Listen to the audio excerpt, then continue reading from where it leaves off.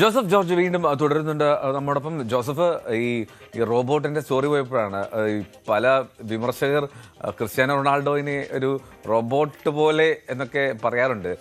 Really അതൊരു goal machine ആയിരുന്നു. അദ്ദേഹത്തിന്റെ ബോഡിയുടെ ഫിസിക്കും സ്റ്റൈലും ഒക്കെ ആയതുകൊണ്ടായിരിക്കാം. എന്താണെങ്കിലും ഏതാണ്ട് 976 ഗോളുകളാണെന്നാണ് തോന്നുന്നത്. അപ്പോൾ 1000 തികച്ചിട്ടാണോ റൊണാൾഡോ ഔദ്യോഗികമായ വിരമിക്കൽ പ്രഖ്യാപനം നടത്തിയുള്ളൂ? റൊണാൾഡോ എന്തായാലും ഇനിയും ഫുട്ബോൾ കളിക്കണം എന്നുള്ളത് തന്നെയാണ് ആഗ്രഹം. അദ്ദേഹത്തെ മെയിൻറ്റെയിൻ ചെയ്യുന്ന അതുപോലെയാണ്. നന്നായിട്ട് തന്നെ വർക്കൗട്ട് ചെയ്ത് മെയിൻറ്റെയിൻ ചെയ്ത് ഒരു നന്നായി ഹാർഡ് വർക്ക് ചെയ്ത് ഈ ഒരു ലെവലിൽ എത്തിയ ഒരാളാണ്. ഇത്രയും ഉന്നതിയിൽ നിൽക്കാൻ, ഇത്രയും കാലം നിൽക്കാനുള്ള കാരണം അദ്ദേഹത്തിന്റെ കഠിനാധ്വാനം തന്നെയാണ്. അപ്പോൾ ഇനിയും കൂടുതൽ ഗോളുകൾ അടിക്കട്ടെ. അത് ലോകകപ്പിൽ കാണാൻ പറ്റിയില്ലെങ്കിലും അത് ക്ലബ്ബ് തലത്തിലൊക്കെ കാണാൻ സാധിക്കട്ടെ എന്നുള്ളൊരു ആഗ്രഹമുണ്ട്. 6 ലോകകപ്പുകളിൽ ഗോൾ അടിച്ചു, പക്ഷെ ഒരു ലോകകപ്പ് പോലും നേടാൻ സാധിച്ചില്ല എന്നുള്ള നിരാശയും. ഉറപ്പായിട്ടും. ഇനി ഈ ക്രിസ്ത്യാനോ റൊണാൾഡോയുടെ ഈ രീതികൾ, അതിൽ കാലങ്ങൾക്കനുസരിച്ച് ചില മാറ്റങ്ങൾ കാണാം. ഇപ്പോൾ ആദ്യമൊക്കെ ഈ ഫേക്കിങ്ങും ഡ്രിബ്ലിങ്ങും ഒക്കെ ആയിട്ട് ശ്രദ്ധേയനായ റൊണാൾഡോ, പിന്നീട് അത് സെറ്റ് പീസുകളിൽ വിദഗ്ധനായിട്ടുള്ള പെനാൾഡോ എന്നുള്ള പേരൊക്കെ വന്നില്ല. അപ്പോൾ അത്തരത്തിലുള്ള റൊണാൾഡോ. ഇനി അത് കഴിഞ്ഞ് ഇപ്പോൾ വളരെ എനർജി എന്താ പറയുക സൂക്ഷിച്ചു വെച്ച് ബോക്സിൽ കറങ്ങിത്തിരിഞ്ഞ് ഗോൾ സ്കോർ ചെയ്യുന്ന റൊണാൾഡോയാണ്.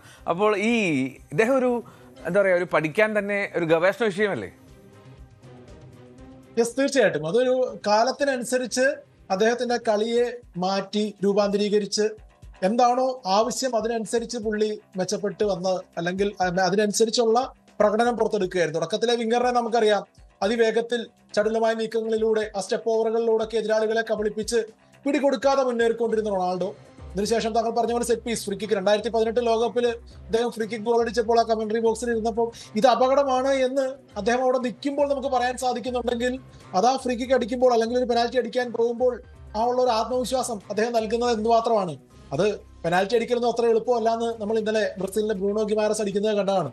അപ്പോൾ പെനാൽറ്റി ആയാലും ഫ്രീ കിക്ക് ആയാലും സെറ്റ് പീസുകൾ ഏതും ആയിക്കോട്ടെ, റൊണാൾഡോയുടെ ആ ഒരു ബ്രില്യൻസ് അത് അങ്ങനെ രൂപാന്തര കാലത്തിനനുസരിച്ച് പുള്ളി അത് ക്രമീകരിച്ച് മികച്ചൊരു കളിക്കാരനായി വന്നു. അവസാന ഘട്ടമായപ്പോൾ പഴയ വേഗതയില്ല എന്ന് തിരിച്ചറിഞ്ഞുകൊണ്ട് തന്നെ ഒരു ഫോക്സ് ഇൻ ദ ബോക്സിനുള്ളിൽ ഒരു കൗശലക്കാരനാവാൻ ശ്രമിച്ചു. നമ്മൾ പണ്ട് കാലത്ത് ഇങ്ങനെ ചില്ലിയുടെ ഒരു സ്ട്രൈക്കർ ഉണ്ടായിരുന്നു, പിപ്പോ Inzaghi. Born in an of side position എന്ന് പറയുന്ന പോലെ അദ്ദേഹം ഓഫ് സൈഡ് പൊസിഷനിലായിരിക്കും എപ്പോഴും, എന്നാൽ ആവശ്യമുള്ളപ്പോൾ പുറകിലേക്ക് ഇറങ്ങി വന്ന് ഗോൾ അടിക്കും.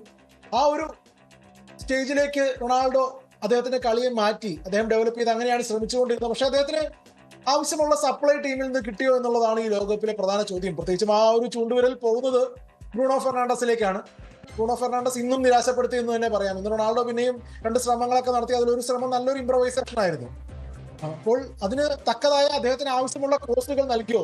ഇത്രയധികം ഏരിയലി ഡൊമിനന്റ് ആയിട്ടുള്ള ഒരു പ്ലെയറിന്റെ തലയിലേക്ക് എത്ര ക്രോസുകൾ ഈ വേൾഡ് കപ്പിൽ നൽകി എന്നുള്ളൊരു ചോദ്യം ചോദിച്ചു കഴിഞ്ഞാൽ പോർച്ചുഗൽ ടീം ഒന്നടങ്കം തലകുനിക്കേണ്ടി വരും. അതുപോലെ തന്നെ അവരുടെ പരിശീലകന്റെ തന്ത്രങ്ങൾ, എന്തുകൊണ്ട് ഗോൺസാലോ റാമോസിനെ ഇറക്കിയില്ല എന്നുള്ളൊരു ചോദ്യവും വരുന്നുണ്ട്.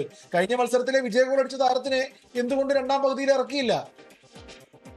റൈറ്റ്, അതാണ് പ്രധാനപ്പെട്ട കാര്യമാണ് ജോസഫ് സൂചിപ്പിച്ചത്. എന്താണെങ്കിലും thank you Joseph for joining. കൂടുതൽ വാർത്തകൾക്ക് News 18 Keralam YouTube channel subscribe ചെയ്യുക.